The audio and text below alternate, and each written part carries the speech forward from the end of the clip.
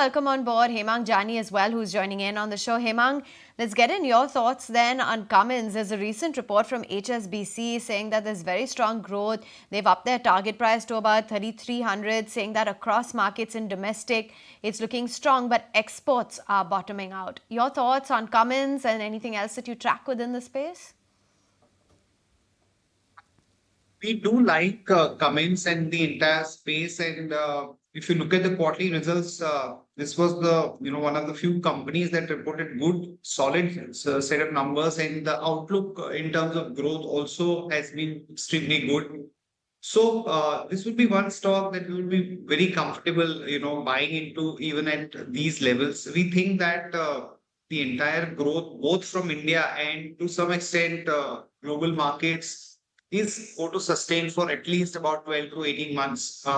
Valuation wise, not cheap stock, but given the growth trajectory, people would not mind buying into Cummins at this point of time. Right. Hemang, if someone wanted to play the power story or, look at that segment as well, we're expecting good growth here. What is it that you would suggest to play this energy theme, green energy, or the power theme, and the demand trends that we've been seeing there? How should one actually be playing out that strategy? What are you looking at there? So it's been a theme which has played out extremely well. And given the government support for the solar panel and green energy and the EV, I think this story will remain, in the limelight for another maybe 2 to 3 years at least.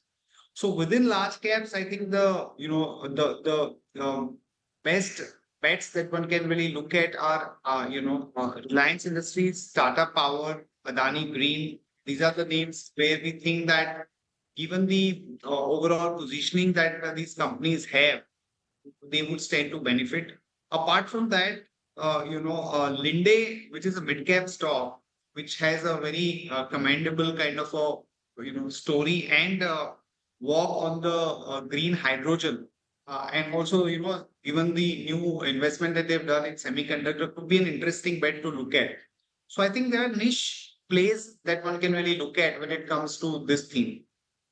Let's move on and talk about another sector that we want to highlight is in terms of metals.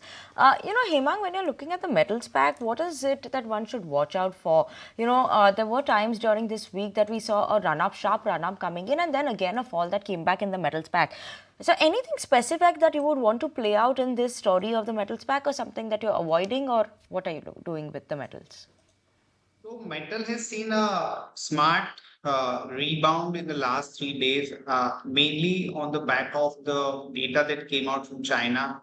While the pricing scenario for certain metal, is good. Let's say, for example, copper and aluminium.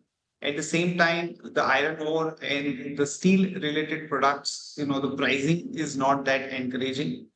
But if I have to play metal theme at this point of time, I would rather go with something like a Hindalco, where the pricing scenario is better, the numbers were good, and I think the concerns that people had related to Novelis are now almost discounted in the current price. So Hindalco would be one stock that we would be comfortable with. Apart from that, Nalco, which is a PSU stock which has gone through its own correction, I think can give a very smart pullback of about 15 to 20% in the short run.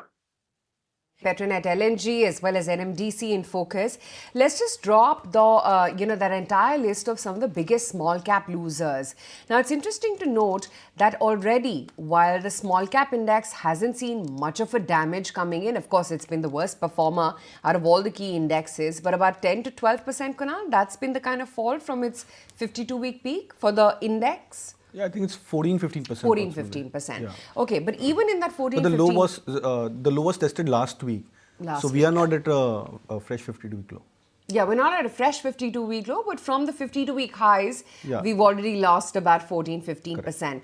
But outside of the index, it's interesting to note what the composites have actually done. Now, almost 30 to 50% of small cap stocks, or rather almost 16 stocks have seen a 30 to 50% correction in the entire small cap universe. 43 stocks have already corrected a good 20 to 29% from their 52-week highs, and about 40 names are down 10 to 19% from their 52-week peaks. Some of the biggest small cap losers now, while there are of course special situation names like an IIFL Finance, which has lost about 52 odd percent, but look at a Campus Footwear, look at a Tanla Solutions. These stocks are down 43 to 38% from their 52-week peak. Look at names like NBCC. We are talking about this entire infrastructure theme. NBCC has actually fallen 38% from its 52-week peak. Angel One down 34%, VIP down 36%, KRBL another 38% of a downtick, PNB Housing is down 33%, Deepak Fertilizers is down 32%. To my surprise, PVR as well is down 32% from its 52-week peak. Hemang, in this entire slew of weakness and crack that we've seen within small caps, anything that's looking interesting to you or anything where you feel the correction is now overdone? Quite a few names there, NBCC, Angel One, PVR.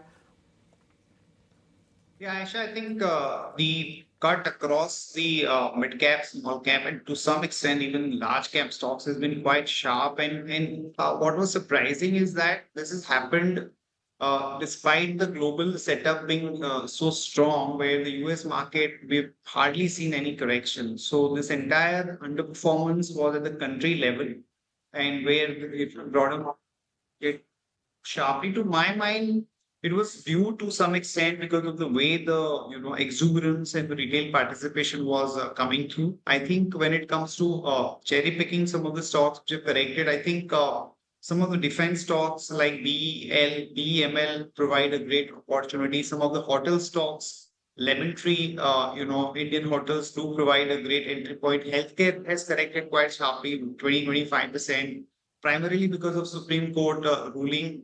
So Max Health is something that we like. So I think there are a whole host of themes and pockets that one can look at. The only thing is that we will have to do a little bit of due diligence, because if we only decide basis 30-40% correction, but if the stock had already run up quite a lot, and even after the cut, it is not cheap, then probably it will not make too much of sense.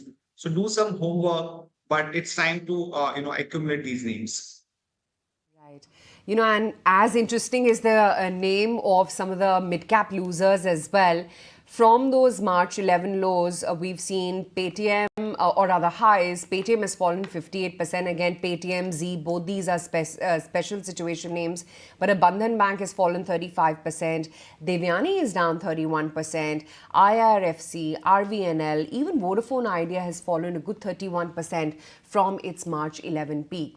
So some interesting names there. And, Hemang, that brings me to the point about PSUs, especially within defense and railways, because I think the first signs of this sell-off within the broader end of the market started with these two sectors, right?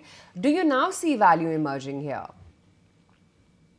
Yeah, I think defense is something that we've talked about. I think the opportunity there is far larger. Just to give you a small example, recently there are talks that the F-21 planes, some components are going to be manufactured in India, and we all know how big that opportunity could be worldwide. There are about 4,500-5,000 F-21 planes. So I think across the different categories, the opportunity is going to be large. We have very one or two players, maybe something like BEL, HAL, and couple of more. So I think this is a core theme that one should surely look at. Railways, I'm not a big fan of that theme. I think it is overhyped. So for the timing, we would surely avoid that at this point of time. But PSU banks, I think they have corrected quite sharply, and the numbers this quarter, Q4, some of the banks will report very solid numbers. So BOB, Canara, State Bank, I think these are the names that we are comfortable buying into. Thank you so much for joining in with us, Hemang, and giving us your views this morning as well. It's always a pleasure having you on the show. If you like this video, then like, share and subscribe to ET Now.